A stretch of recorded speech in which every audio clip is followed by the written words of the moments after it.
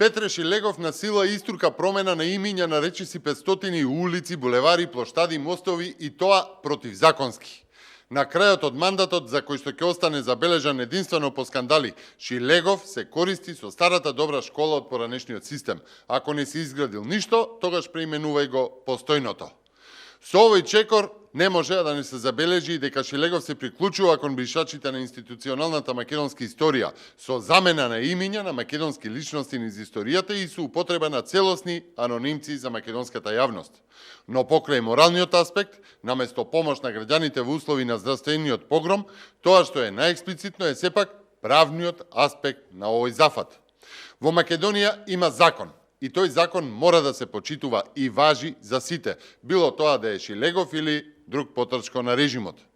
Законот за определување на имиња на улици, плоштади, мостови и на други инфраструктурни објекти, со кои што се уредуваат условите и начинот на определување имиња на улици, плоштади, мостови и други инфраструктурни објекти, како и водење на регистар и евиденција на имиња на улици е дециден. Во својот член 8 стои: име на улица, плоштад, мост и на друг инфраструктурен објект може да се промени на начин и во постапка за нивно определување.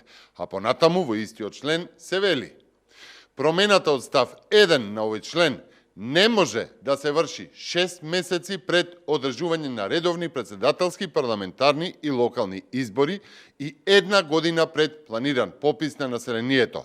Потенцирам, промена не може да се врши 1 година пред планиран попис на населението.